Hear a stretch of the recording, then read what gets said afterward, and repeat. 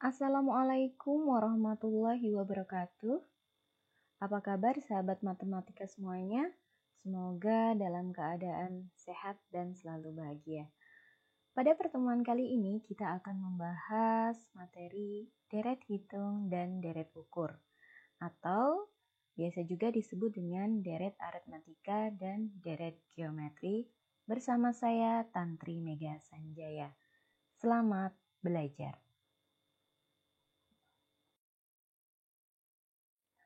Pembahasan terkait deret ini memiliki banyak penerapan, antara lain untuk menghitung posisi dan kecepatan jatuhnya benda, perhitungan penyusutan, perhitungan perkembangan seperti perkembangan kultur bakteri, dan perhitungan bunga majemuk atau anuitas.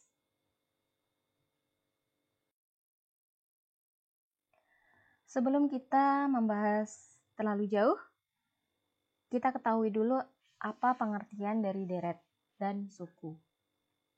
Deret merupakan rangkaian bilangan yang tersusun secara teratur dan memenuhi kaidah tertentu. Sedangkan suku adalah bilangan-bilangan yang membentuk sebuah deret. Keteraturan rangkaian bilangan yang membentuk sebuah deret nanti akan terlihat pada pola perubahan bilangan-bilangan dari satu suku ke suku berikutnya.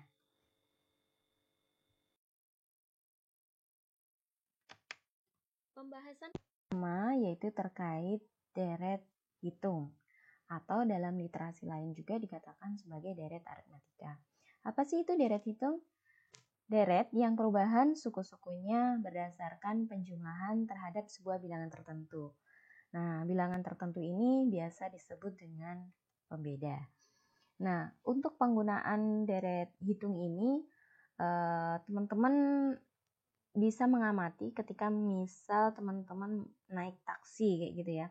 Nah, argometer ini menunjukkan pada bilangan tertentu kan ketika naik misalnya dalam ribuan. Kemudian ketika seiring bertambahnya jarak yang ditempuh, maka argonya itu pun akan naik secara periodik kayak gitu ya. Nah, itu yang di penerapan dalam deret hitung juga. Kemudian contoh yang lain yaitu misalnya untuk penomoran rumah, klaster, atau misalnya ada residen ya, perumahan kayak gitu ya. Biasanya di sisi kanan itu misalnya nomor rumahnya menggunakan bilangan ganjil. Kemudian di sisi yang sebelah kiri menggunakan bilangan genap. Jadi kan misalnya kalau ganjil kan ada 1, kemudian nomor 3, nomor 5, nomor 7, dan seterusnya. Kalau yang genap tadi nomor 2, nomor 4, nomor 6, dan seterusnya. Nah, itu juga penerapan dalam deret hitung. Seperti itu ya. Jika ada sebuah deret hitung, bagaimana sih cara menentukan beda pada deret hitung? Kita ambil sebuah contoh deret hitung. Misalnya, diketahui deret hitung ada suku pertama yaitu 7, suku kedua 12, suku ketiga 17, dan seterusnya sampai suku yang keenam yaitu 32. Bagaimana sih cara menentukan bedanya? Nah, tadi sudah diketahui bahwa beda adalah selisih bilangan dari suku pertama dan suku kedua ke suku ketiga, dan seterusnya. Nah, selisih itu merupakan penjumlahan. Suku pertama dijumlah berapa sih supaya menjadi suku kedua? Oke, kita lihat. Suku pertama 7 ditambah berapa agar menjadi 12? Ditambah 5. Kemudian 12 menjadi 17 ditambah berapa? 5. Nah, kita ketahui ya bahwa penjumlahannya adalah 5. Oleh sebab itu 5 ini disebut dengan beda. Jadi penjumlahan terhadap sebuah bilangan tertentu itu disebut dengan beda.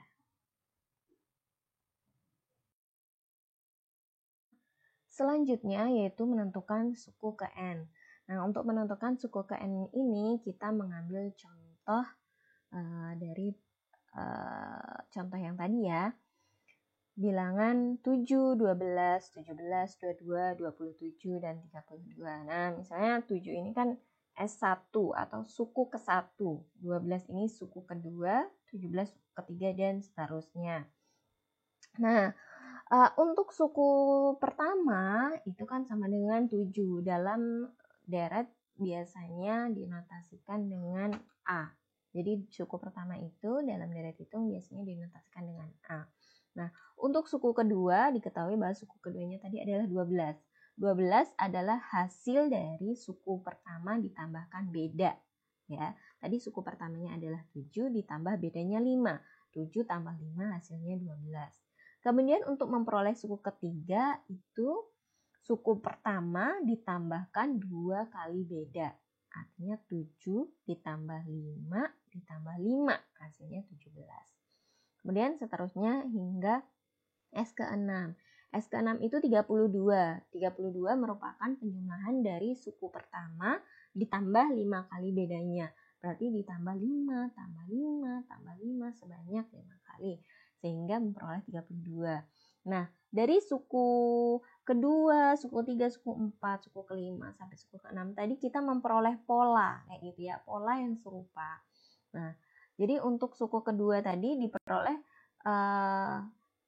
suku pertama ditambah 2. Nah, suku kedua berarti ini suku pertama ditambah 2 dikurang 1 dikali beda. Kalau suku ketiga, suku pertama ditambahkan 3 dikurang 1 dikali beda. Suku keempat diperoleh dari suku pertama ditambah 4 dikurang 1 dikurangi beda. Nah, dari perhitungan tadi kita memperoleh pola. Nah, polanya yaitu Sn suku ke N kayak gitu, rumusnya menjadi A atau suku pertama ditambahkan dengan N dikurang 1 dikalikan beda. Nah, jadi dari perhitungan tadi kita memperoleh pola sehingga kita dapatkan rumus untuk suku ke N-nya. Setelah kita membahas suku ke N, selanjutnya adalah jumlah N suku. Kalau suku ke N tadi dinotasikan dengan Sn. Kalau jumlah N suku itu dinotasikan dengan Jn. Artinya misalnya J3, artinya S1 ditambah S2 ditambah S3. Kayak gitu ya. Nah, Jn ini dinotasikan dengan sigma gitu ya, merupakan sigma dari suku pertama sampai suku ke N penjumlahannya gitu ya. Kemudian misalnya kita ambil nih untuk mencari formula jumlah N suku, kita ambil dari misalnya J4. Nah, J4 ini merupakan suku pertama ditambah suku kedua tambah suku ketiga dan suku keempat. Kalau untuk J5 berarti suku pertama tambah suku kedua tambah suku ketiga tambah suku keempat, suku kelima. Untuk J6 artinya suku pertama ditambah suku kedua sampai dengan ditambah suku ke-6. Nah, itu maksudnya dari Jn itu jumlah dari suku-sukunya. Untuk J4 tadi kan merupakan suku pertama tambah suku kedua tambah suku ketiga dan tambah suku keempat ya. Suku pertama tadi kan A, kemudian ditambah dengan suku kedua A plus B, ditambah suku ketiga A plus 2B dan suku keempat A plus 3B. Nah, jadinya kalau dijumlahkan semuanya menjadi A-nya itu kan sebanyak 4, berarti 4A ditambah dengan 6B. Nah, begitu juga dengan nanti ada suku J5. J5 juga berarti kan suku pertama tambah suku kedua sampai ditambah suku kelima. Nah, itu diperoleh hasil 5A plus 10B. Nah, kemudian suku ke-6 juga seperti itu. Berarti suku pertama tambah suku kedua sampai suku ke-6. Suku pertamanya A sampai suku ke-6. Suku ke-6-nya adalah A ditambah 5B. Nah, diperolehlah 6A plus 15B. Kemudian coba teman-teman perhatikan di total akhir J4. Nah, J4 itu sama dengan 4A ditambah 4 bagi 2 dikalikan dengan 4 dikurang 1 dikali B. Itu diperoleh dari 4A plus 6B. Nah, 4A plus 6B ini dirubah menjadi 4A plus 4 per 2 dikalikan dengan 4 dikurang 1B. Nah, kenapa sih dibuat seperti ini? Nah, supaya dia membentuk pola. J4, J5, J6, dan seterusnya ini akan membentuk pola dengan menggunakan indeks N-nya tadi. Nah, indeks N-nya tadi kan 4 ya. Misalnya J4 itu indeksnya berarti 4. Berarti 4A ditambah 4 per 2 dikalikan 4 dikurang 1B. Nah, untuk J5 juga teman-teman bisa perhatikan. Untuk membentuk pola ini, kita menggunakan indeksnya. Misalnya J5 berarti 5A ditambah 5 per 2 dikalikan dengan 5 dikurang 1B, dan seterusnya. Nah, dari sini kita mendapatkan sebuah pola. Misalnya untuk Jn diperoleh polanya berarti N dikalikan A ditambah dengan N dibagi 2 dikalikan dengan N dikurang 1 dikalikan B. Nah, jadi kita sudah memperoleh formula untuk menentukan jumlah N suku. Masuk ke pembahasan kedua, yaitu deret ukur atau disebut juga dengan deret geometri. Apa itu deret ukur? Deret ukur merupakan deret yang perubahan suku-sukunya berdasarkan perkalian terhadap sebuah bilangan tertentu. Kalau deret hitung tadi berdasarkan penjumlahan, kalau deret ukur perkalian. Nah, jangan terbalik ya. Kemudian bilangan tertentu kalau dalam deret hitung tadi disebut dengan beda.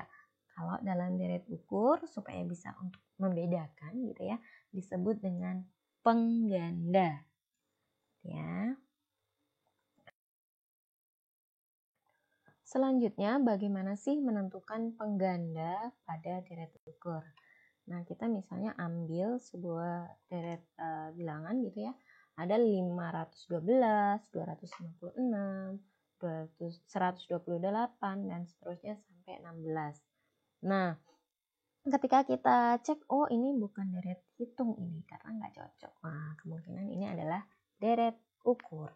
Nah, untuk deret ukur tadi dengan kaidah apa? Perkalian ya. Berarti untuk suku pertama berarti 512 dikali berapa sih hasilnya? 256. Berarti dikalikan dengan setengah ya. Karena 512 dikalikan dengan setengah hasilnya 256. Kemudian 256 dikalikan berapa ya? Supaya hasilnya 128 dikalikan setengah. Nah, kemudian seterusnya berarti dikalikan setengah. Nah, hingga sampai 32 kali berapa supaya hasilnya 16 dikalikan setengah.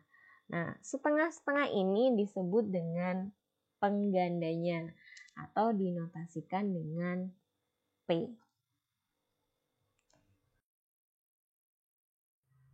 Selanjutnya, bagaimana sih cara menentukan suku KN dari sebuah deret ukur?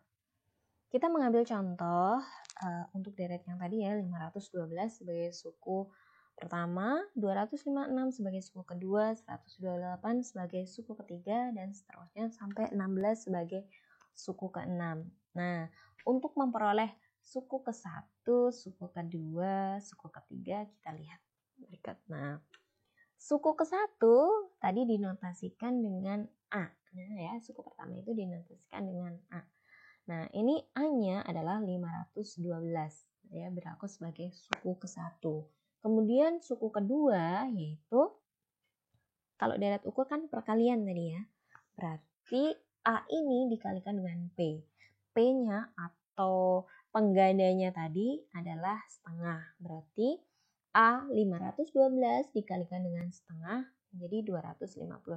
Nah, untuk mencari suku ketiga, 128 tadi diperoleh dari suku pertama yaitu A 512 dikalikan dengan penggandanya tadi setengah, dikalikan dengan setengah hasilnya 256 ya. Kemudian dikalikan dengan setengah lagi hasilnya 128. Berarti suku ketiga itu adalah A dikalikan dengan P dikalikan dengan P. atau kita bisa tuliskan dengan A dikalikan dengan P kuadrat. Kemudian untuk suku yang keempat. Suku yang keempat itu A 512 dikalikan dengan P dikalikan dengan setengah, hasilnya 256 dikalikan dengan P lagi, hasilnya 128 dikalikan dengan P lagi, diperoleh hasil 64. Berarti 64 diperoleh dari A dikalikan P dikalikan P dikalikan P. Bisa juga ditulis dengan A dikalikan dengan P pangkat 3. Nah, untuk suku kelima juga seperti itu. 32 itu diperoleh dari suku pertama dikalikan dengan pengganda sebanyak 4 kali ya. Berarti 512 dikalikan dengan setengah, dikalikan setengah lagi, kalikan setengah lagi, kalikan setengah lagi, diperoleh 32. Nah, bisa dituliskan dengan A dikali dengan P pangkat 4. Kemudian yang suku ke-6 juga sama. 16 ini diperoleh dari suku pertama dikalikan dengan pengganda, dikalikan dengan pengganda lagi sebanyak 5 kali. Sehingga suku ke-6 ini dapat diperoleh dari suku pertama dikalikan dengan pengganda dipangkatkan 5. Nah, dari perolehan tadi, suku pertama sampai suku ke-6 tadi, kita dapatkan polanya. Nah, polanya untuk suku yang pertama itu kan A. Nah, kemudian untuk yang suku kedua itu A dikalikan P pangkat 1 ya untuk suku kedua. P pangkat 1 itu sama juga dengan P pangkat 2 dikurangi 1. Kemudian suku yang ketiga A pangkat P pangkat 2. Itu sama juga dengan A pangkat P A dikali P pangkat 3 dikurang 1. Nah, kita mencari pola sesuai dengan suku yang dimaksud. Kalau indeksnya misalnya 3, berarti kita cari berdasarkan 3 tadi. Berarti awalnya A kali P pangkat 2 bisa diutak-utik sehingga kita peroleh polanya menjadi A kali P pangkat 3. 3 itu sebagai indeksnya dikurang dengan 1. Nah, dari sini kita dapatkan polanya. Polanya untuk mendapatkan suku ke N. Berarti kalau Sn atau suku ke N dapat diperoleh formulanya menjadi suku pertama dikalikan dengan pengganda pangkat N dikurangi 1. Nah, jadi sudah ketemu ya formulanya untuk menentukan suku ke N. Selanjutnya, kita akan menentukan jumlah N suku dari deret ukur. Nah, untuk jumlah N suku tadi dinotasikan dengan Jn. Jn ini merupakan sigma dari suku pertama ditambah suku kedua dan suku sampai suku N gitu ya. Nah, untuk deret ukur tadi kita sudah mengetahui bahwa S1 atau suku yang pertama itu A, kemudian suku kedua itu A dikali penggandanya, kemudian suku ketiga adalah A dikali penggandanya dikuadratkan sampai pada suku ke N. Suku ke N itu berarti A dikali pengganda dipangkatkan N dikurang 1. Ya. Nah, kemudian dari masing-masing ruas, baik ruas kiri, ruas kanan, untuk memperoleh pola ya, untuk memperoleh formulasi menghitung jumlah N suku, kita kali masing-masing ruas itu dengan P. Ruas kiri dikalikan dengan pengganda, ruas kanan juga dikalikan dengan pengganda. Sehingga ruas kiri menjadi P kali Jn, kemudian masing-masing ruas kanan dikalikan dengan P. A dikalikan P menjadi AP. A dikalikan dengan AP dikalikan dengan P menjadi AP kuadrat. Jadi teman-teman lihat pada baris Jn pada baris kedua itu kan Jn, kemudian baris ketiga jadi PJN. Berarti kalau yang kiri Jn dikalikan P, berarti setiap ruas kanan itu juga dikalikan dengan P. Yang awalnya A menjadi AP, awalnya AP menjadi AP kuadrat, yang awalnya AP kuadrat jadi AP pangkat 3. Gitu ya, seterusnya sehingga diperoleh ketika P kali Jn ini diperoleh suku ke N-nya itu adalah AP pangkat N, karena tadi AP pangkat N-1 dikalikan dengan P gitu ya, jadi AP pangkat N. Nah, kemudian Jn tadi yang Jn pada baris kedua, teman-teman perhatikan, yang Jn pada baris kedua, yang Jn sama dengan A plus AP itu tadi, dikurangi dengan PJN. Nah, PJN itu pada baris ketiga. Berarti Jn dikurang PJN, artinya yang A plus AP plus AP kuadrat plus AP pangkat 3 plus bla bla bla sampai AP pangkat N dikurang 1 dikurangi dengan yang PJN tadi, yang AP ditambah AP kuadrat ditambah AP pangkat 3 ditambah AP pangkat 4 ditambah bla bla bla sampai AP pangkat N. Nah, itu diperoleh hasil akhirnya yaitu A dikurangi AP pangkat N. Karena yang AP itu habis ya. AP pada Jn itu habis dikurangi yang AP pada PJN. AP kuadrat pada Jn habis dikurangi dengan AP kuadrat pada PJN. Sehingga masih tersisa untuk Jn dikurang PJN itu adalah A dikurangi AP pangkat N.